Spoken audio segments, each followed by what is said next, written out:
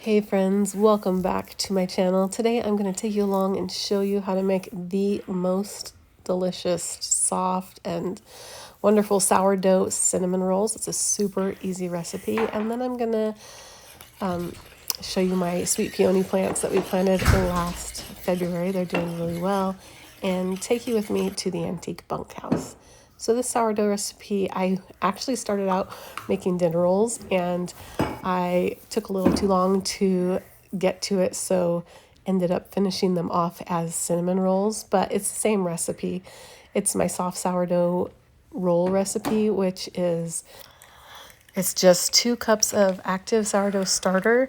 I mix that with 1 cup of warm water, and then I add 5.5 cups of all-purpose flour, a third cup of sugar, a teaspoon of salt, a large egg, and 1/2 cup of softened butter. And then I just mix that up. So I mix it with a spoon until it's a little too thick, and then I start kneading it with my hands in the bowl. And then I work the dough into a nice dough ball and knead it on my counter when it absorbs the flour so it's not too sticky. And then I'm taking a break here to feed my sourdough starter and get it ready for the next use. So I'm just gonna add a cup of flour, a cup of water, give it a stir, and let it sit on my counter until it starts to bubble. And then I'll put it in my refrigerator for next time. So this dough, as you can see, is super easy to handle when you add butter. So it calls for 1/2 cup of softened butter. So when you add butter to the sourdough dough, it makes it super easy to handle and super soft. And of course, it adds a really good flavor to your rolls too, but it makes it just really nice to work with. So I have got this dough nice and soft and elastic, and I am just going to put it back in my bowl, put a tiny bit of olive oil on top and turn it over so that it's oiled on all sides. And then I'm going to cover it and let it rise on my stove until it is doubled. So as you can see, it has doubled. And this batter, the flour I used was actually half all-purpose, half whole wheat, but the recipe is just for all-purpose flour. Now, because it's been too long and I've waited too long, I am going to just mix up some sugar and cinnamon, ground cinnamon. So it's a cup of sugar and about 3 tablespoons of ground cinnamon. And as you can see, it is dark outside. So I am just rolling this out and making cinnamon rolls for breakfast tomorrow morning. So you just roll it into a about 12 by 24 rectangle. As you can see, it's really easy to roll out. It's still super soft dough thanks to all that butter.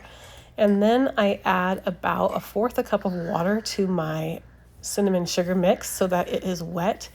And this just helps it stick as you roll it up into cinnamon rolls. Instead of just falling out when you cut it, it stays inside there and helps the rolls to hold together really well.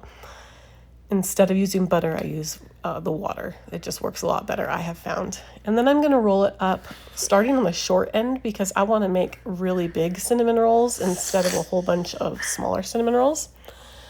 So I roll it up from the small end, and this will make about 12 large rolls.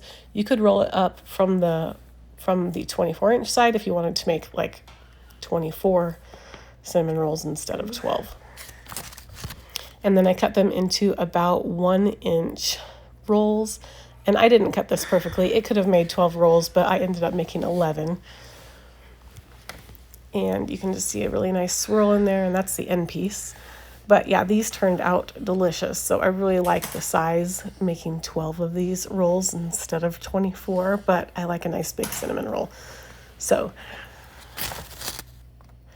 and then once I get all these cinnamon rolls cut and into my buttered 9x13 pan, I'm just going to cover it. And I'm going to actually put these in the refrigerator overnight because I'm going to let them ferment all night, and I'll bake them in the morning. And then I'm just going to clean up my mess here and go to bed. So So the next morning I just remove it from the refrigerator, and I'm actually going to let these cinnamon rolls come to room temperature. So I'm going to put them back on my stove and let them warm up while I go cut some of these peonies that we planted last February. If you've been with me for that long, we planted these peonies from the root starts that I had ordered off of Etsy, and they are doing beautifully. And these are the Coral Majestic peonies that we planted, and it had a really big nice root start, and I actually had about 6 blooms on there, but we had a windstorm, a really bad windstorm, which we don't usually have, and it really knocked these down. So I'm just going to cut them and bring them into the house so that we can enjoy them. They're so pretty. I love peonies. They just have such an elegant, lacy, big, beautiful blooms, and these are gonna just make my kitchen feel so beautiful. I highly recommend planting peonies if you don't have them already, and I will link below how to plant peonies and where I got these plants from. Okay, so I'm going to put my cinnamon rolls into my preheated 350-degree oven and cook them for about 30 minutes. And yes, I am using an instant read meat thermometer here to see what the temperature is inside, because I'm writing this recipe on the blog traditionandtime.com and want to make sure that everyone knows exactly what temperature I'm cooking these to. And they are 165 degrees Fahrenheit in the middle when I take these out of the oven, which really, they are perfect. Cinnamon rolls are not supposed to be dry, and these are not dry. They're not doughy, but they are wonderfully gooey inside with the cinnamon filling. But the rolls are cooked all the way, and so that's just perfect. You don't want to overdo it with cinnamon rolls. And then I mixed up a package of cream cheese and powdered sugar and vanilla extract to make this cream cheese frosting, and I am just going to put this on top, and then I'm going to dish out a cinnamon roll and show you how wonderful these are inside. I am, as always, linking this recipe below in the description, so if you'd like to go print it off and make these, you can do so. But these turned out perfect, and I'd love for you to give them a try.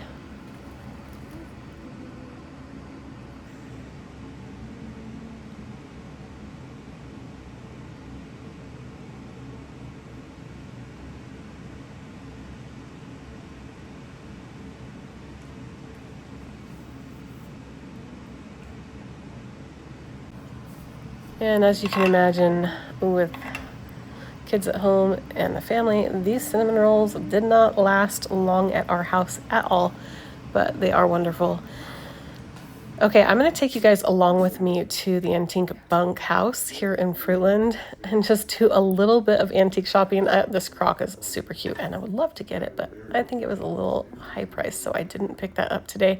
Such cute stuff, huge furniture that's been refinished, and I found this lovely firewood holder. I am going to use it for flowers in the springtime and firewood in the winter by the fireplace. I love this shop. I love to come by every once in a while. I probably come about once a month and just see what she has new. But so much fun in here. Love the antique jars, and I really love milk glass. And I have a few pieces, but not very many, so love checking out her milk glass collection. And she also carries a lot of crocks, which I love using crocks around the house, whether it's on top of the counter or to hold plants inside the house or on the porch. Thank you so much for following along. If you haven't subscribed yet, please do, and we'll see you next time.